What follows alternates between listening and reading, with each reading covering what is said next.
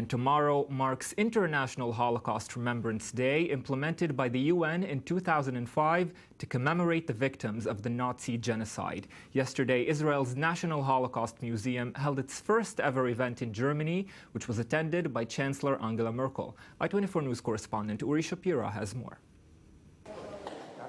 The world marks International Holocaust Remembrance Day Wednesday, and the preparations are underway. On Monday, German Chancellor Angela Merkel attended a special exhibition of artworks produced by Holocaust victims. This is the biggest and most comprehensive exhibition of works from Israel's Yad Vashem Holocaust Research Institute ever to be displayed outside Israel. The artworks shown here warn us, each picture in its own way, to always remember what happened, to always think of the victims and to make every effort to ensure it never happens again. Also in Germany, Holocaust survivor Eva Fahidi decided to mark the event in a unique way, using a modern dance performance to tell the world her horrific experiences at the Auschwitz extermination camp. It's certainly not a conservative approach to the subject, but Eva believes it's the most accurate way to express her feelings and memories. You can express yourself much better and more precisely with gestures and especially with dance than verbally. Whether you want it or not, with gestures and movements you show much more than you intend to. There is body language and you can tell everything with it, especially the things you don't want. On Wednesday, a series of events around the globe will mark the most horrific mass murder in history, which saw the deaths of 6 million Jews and millions of non-Jews by the Nazis and their allies. US President Barack Obama will attend a special ceremony at the Israeli embassy in Washington. In Iran, authorities decided to mark the event with a controversial cartoon contest regarding the issue. According to Haaretz newspaper, UNESCO Director General Irina Bokova condemned the contest and will raise the issue with Iran's President Hassan Rouhani when he addresses the agency's staff on Wednesday.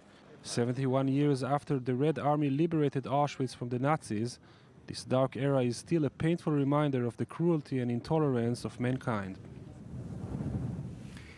Yes, let's go now to Vilnius in Lithuania, where we're joined on the phone by Ephraim Zurov, Chief Nazi Hunter for the Shimon Wiesenthal Center and Director of its Israel office. Good evening, sir. Thank you for being with us again. Good evening.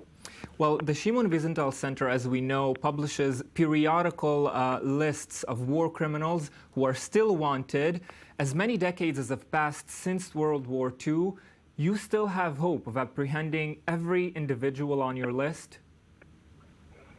Let's put it this way. That list is only the tip of the iceberg in terms of the number of Nazi war criminals who have not been prosecuted. Our hope is that these 10 people, or let me put it this way, I think that there's a reasonable chance that those 10 people will hopefully face prosecution. So is this about also making justice, publishing these names, even if these individuals are not apprehended, a reminder that this debt has not been paid? Undoubtedly, because there are countries in which it's impossible to prosecute a Nazi war criminal, one of which, for example, is Sweden. Because in Sweden, unlike the entire Western world, with the exception of Norway, the statute of limitations that was in place in case of murder also included war crimes, crimes against humanity, and genocide.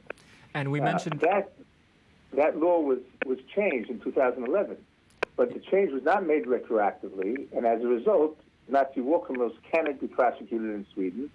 And putting this person, Axel Anderson, on the list was a way of reminding the Swedes that their policy is totally flawed.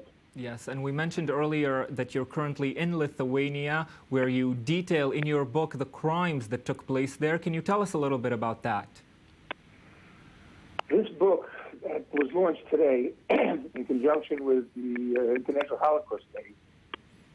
We hope will be a pioneering study in Lithuania that will finally, in a sense, break the wall of silence regarding Lithuanian collaboration with the Nazis in Holocaust crimes.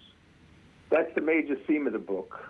And the book is a result of a project that I embarked on with my co-author, Uta Vanagaita, a very well-known and successful Lithuanian writer who found out 2 years ago that her relatives were involved in killing Jews.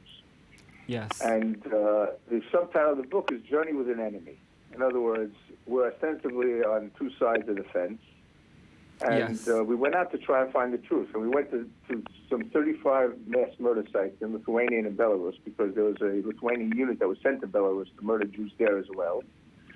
And we tried to see what's going on in these places. Are they marked? Can you find them? We interviewed eyewitnesses. We interviewed people who lived near the places. We went to local museums to see what they write about the Jewish community, write about the Holocaust. And it was pretty shocking. And you have to remember that 90% of the Jews of Lithuania were not murdered in death camps. They were murdered. Yes, Mr. near their Zurov, homes. unfortunately, we are facing some technical difficulties hearing you. There must be trouble with the line, but we thank you very much for the work that you do, breaking the silence around war crimes, and thank you for joining us tonight.